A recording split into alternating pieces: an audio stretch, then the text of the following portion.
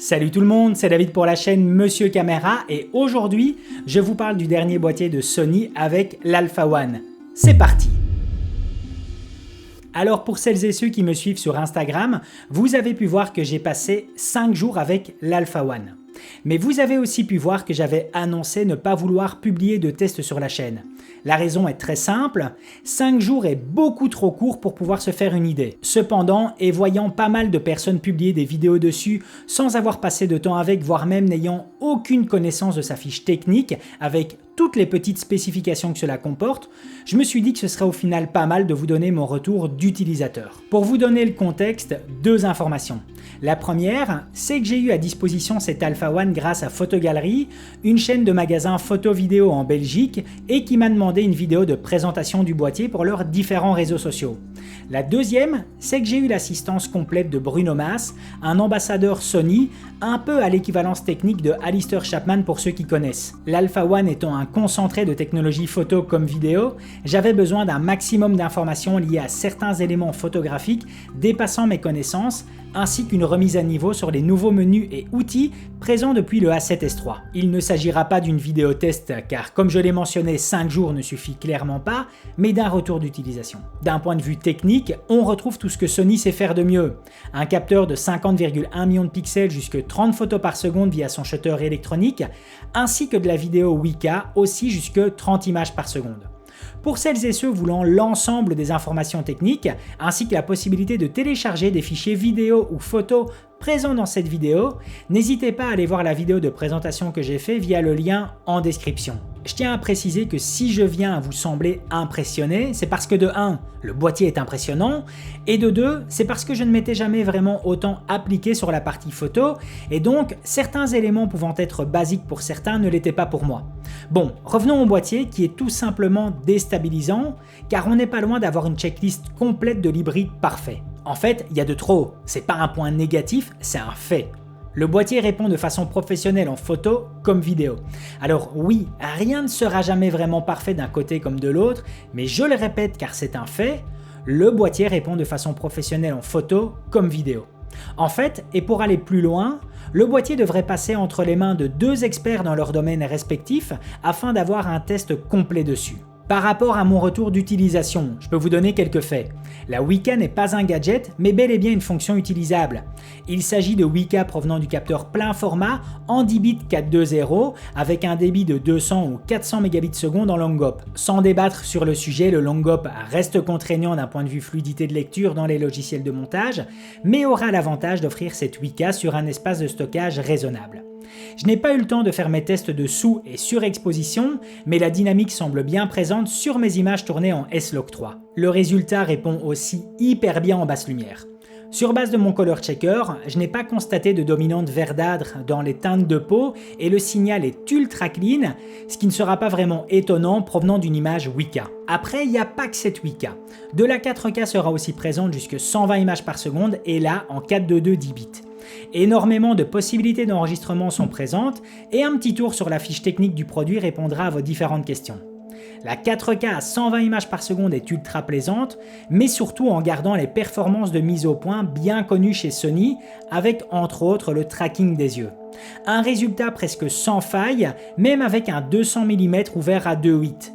Comme discuté avec Bruno, le genre de performance quasi impossible de façon manuelle en mode solo. Sans être dans des conditions optimales car l'optique n'était pas à jour et je n'ai pas eu le temps de trifouiller dans les réglages, je peux vous donner mon ressenti qui sera que le tracking au niveau des yeux me semble plus performant que celui présent chez Canon, mais ce sera par contre l'inverse au niveau du tracking du visage, donnant l'avantage à Canon. Mais bon, c'est à creuser de façon plus spécifique avec des réelles constantes. La 4K peut s'effectuer sur base de l'entièreté du capteur, comme sur du Super 35. Sans avoir autant d'éléments techniques que Gerald London sur la 8 et 4K à différents débits, je peux juste vous dire que j'ai constaté du moiré qui pourra être jugé dérangeant et je vous invite à inspecter d'un peu plus près les autres vidéos présentes sur YouTube afin de vous en rendre bien compte. Tout comme les autres utilisateurs, aucun problème de surchauffe constaté. J'ai beau ne plus être un utilisateur Sony, une chose est certaine, l'ergonomie vidéo présente sur leur boîtier me manque. Ici, l'Alpha One comporte énormément d'options de captation et le tout peut se paramétrer sur 7 configurations depuis la molette droite. Du véritable bonheur. Un autre petit constat sur la vidéo, oui, le S-Cinétone est plaisant et offre une belle dynamique. De nouveau, pas assez de temps sur différentes situations pour me faire une idée complète sur ce S-Cinétone. Par contre, je trouvais que le retour visuel sur l'écran ne me donnait pas la bonne notion d'exposition par rapport à la réalité. Pour la partie photo, je ne suis pas le plus calé, mais je vais essayer de vous donner quelques infos qui m'ont marqué. Mais quelques exemples sont avec le JPEG, vu que le RAW n'est pour l'instant pas encore pris en charge par Lightroom. L'obturateur électronique, c'est très perturbant. C'est quelque chose de nouveau à partir du moment où notre cerveau est conditionné à entendre un bruit lors du déclenchement. Le fait d'avoir un zéro blackout renforce encore plus ce sentiment, car faire une rafale à 30 images par seconde sans bruit et sans interruption d'écran est tout simplement bluffant. Pour aller plus loin, c'est aussi utilisable en conditions rapides. J'ai fait le test de prendre un cliché sur les hélices d'un ventilateur lancé à pleine vitesse. Le résultat parle de lui-même, à 1/32 millième, le cliché montre mes bandes noires collées sur les hélices entièrement droites, sans presque aucune distorsion.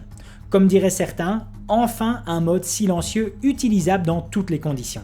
Avec 50 millions de pixels sur l'entièreté du capteur, les possibilités de recadrage sont bien présentes, et même avec le mode APS-C, on aura à disposition 21 millions de pixels pour plus de polyvalence sur les mêmes objectifs. En fait, le souci avec ce type de boîtier, qui ne sera certainement pas le premier du genre pour cette année, et surtout par la course aux vues qui s'effectue sur YouTube, c'est que nous nous concentrons beaucoup plus sur ce qu'il ne sait pas faire ou mal faire. Au final, nous passons plus de temps à chercher le petit défaut qui se justifiera bien souvent par une situation ne s'appliquant que très rarement, plutôt que de tester son ensemble et les applications concrètes sur le terrain. Quelques questions à se poser, dont certaines peuvent s'appliquer à mon univers.